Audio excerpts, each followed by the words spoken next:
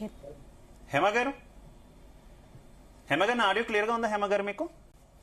వినిపిస్తుందండి, చెప్పండి. హేమ గారు, మీరు ఏ రకంగా ఆమ్ ఆద్మీ పార్టీ కార్మికుల యొక్క డిమాండ్లను ఏ రకంగా చూస్తుంది? వారితో కలిసి మీరు కూడా పోరాటంలో దిగుతారా? ఖచ్చితంగా. నమస్తే అండి, ప్యానెల్లో ఉన్న అందరికీ, అలాగే ఈ కార్యక్రమం చేసే ప్రేక్షకులకు కూడా.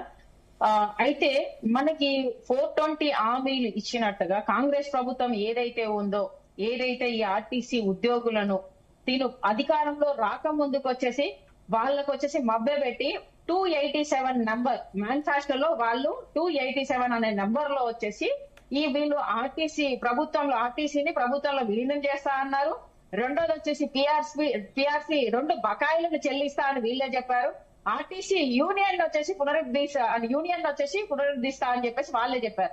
మరి ఈ మూడింటిని వాళ్ళే మేనిఫెస్టోలో పెట్టిన దాన్ని ఎందుకు ఈ రోజు వచ్చేసి 2.5 సంవత్సరాలైనా దాని మీద ఎందుకు వచ్చేసి వర్క్ చేయలేకపోతున్నారు? అంటే వీళ్ళు దాని మీద ఎందుకు పని చేయలేకపోతున్నారు? ఆర్టీసీ వాళ్ళు మీరు వచ్చేసి ఆమ్ ఆద్మీ పార్టీ ఢిల్లీలో చేసిన బస్సు ఫ్రీ అనే దాన్ని హైదరాబాద్ లో, అదే తెలంగాణలో అమలు చేశారు కాపీ కొట్టి. మరి కాపీ కొట్టి అమలు చేసినా గానీ ఈ రోజున కూడా ఏదైతే మీరు మగవాళ్ళ జేబులు కొట్టి ఆడవాళ్లకు ఏది ఫ్రీ అనే దాన్ని మీరు అంటే భర్తీ చేస్తున్నారు. అంటే 4 రెట్లు మగవాళ్ళ జేబులు కొట్టినా గానీ ఈ రోజుకి మీరు వచ్చేసి ఇంకా వాళ్లకు ఏదైతే మీరు హామీలు ఇచ్చారో ఆ హామీలు నెరవేర్చలేకపోతున్నారు. అదే విధంగా 500 పైగా వచ్చేసి ఎలక్ట్రిక్ బస్సులు తీసుకొచ్చారు అని చెప్తున్నారు. 500 బస్సులు వాళ్ళు అదే చెప్తున్నారు. ఈ రోజు కూడా మేము వాళ్ళకి మద్దతు ఇచ్చేటప్పుడు వాళ్ళు ఏం చెప్తున్నారంటే ఎలక్ట్రిక్ బస్సులు కూడా మేము దాన్ని డ్రైవ్ చేయడం, మేము దాన్ని ఆమోదించి మేమే వాటిని నడపడానికి రెడీగానే ఉన్నాము.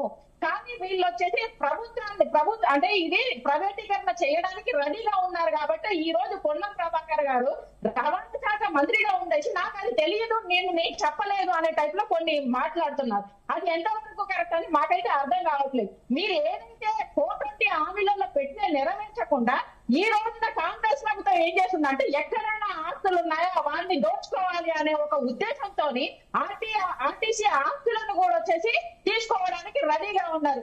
రేపు పొద్దున ఏం చెప్తారంటే ఆర్టీసీ వాళ్ళు వచ్చేసి వీళ్ళు ఇట్లా ధర్నాలు చేస్తున్నారు, దీని వల్ల మహిళలకు వచ్చేసి మేము ఫ్రీ బస్ తీసేయబోతున్నాము, ప్రైవేటీకరణ చేయబోతున్నాము అనేది వాళ్ళ మీద వేసి ఈ ఆర్టీసీనే లేకుండా ప్రైవేటీకరణ చేసేసి ఏదైతే వచ్చేసి ప్రైవేటీకరణ వాళ్ళకి ఇచ్చిన తర్వాత ఆస్తులను దోచుకోవాలి. ఇంకొకటి వచ్చి దాంట్లో వచ్చే ఏంటిది డబ్బులను వచ్చేసి వీళ్ళకి కావాలి తప్ప ఈ రోజున వచ్చేసి తెలంగాణ ప్రజలకి, తెలంగాణ వాళ్ళకి, ఆర్టీసీ వాళ్ళకి కూడా వీళ్ళు ఈ రోజు వరకు ఈ కాంగ్రెస్ ప్రభుత్వం మద్దతు ఇచ్చింది లేదు, వాళ్ళ కోసం పనిచేసింది లేదు. ఎంతసేపు ఆస్తులు కూడా పెట్టుకోవాలి. ఇప్పుడు ప్రణబ్ బాబు రవాణా మినిస్టర్ గా ఉన్నాడు, మిగతా వాళ్ళు ఇప్పుడు 4 పోస్టులు మీ దగ్గర పెట్టుకొని కొన్ని ఆస్తులు కొట్టుకుంటున్నారు. అన్ని తెలిసిన భూదాన విషయంలో కానీ ఎక్కడ చూసినా ఆస్తుల విషయాలు. ఈ రోజు వీళ్ళు హైదరాబాద్ చెప్పా పెట్టబోయి కూలుస్తూ ఉంటారు.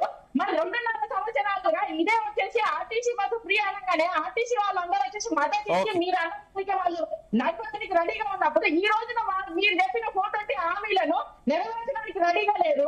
ఏదైతే వాళ్ళు వచ్చేసి 42 డిమాండ్లు ఉన్నాయి, దాంట్లో వచ్చేసి 32 డిమాండ్లు ఉన్నాయి. సారీ, దాంట్లో వచ్చేసి మీరు పెట్టిన మేనిఫెస్టోనే అడుగుతున్నారు. మిగతా నేను చేస్తాను, ఇవి మాత్రం చేయాలంటే మీరు చెప్పిన ఎందుకు చేయలేకపోతున్నారు? అదే విధంగా వచ్చేసి ఈ రోజున 40,000 చిల్లర పై చిలుపులో వచ్చేసి ఆర్టీసీ కార్మికులు ఉంటే ఈ రోజున వచ్చేసి 38,000 మందే ఉన్నారు. వాళ్ళని ఎందుకు మీరు కొత్తగా రిక్వైర్మెంట్ ఎందుకు వేయట్లేదు? వాళ్ళ జాబ్లు ఎందుకు భర్తీ చేయట్లేదు? ఓకే హేమ గారు, మళ్ళీ వస్తా.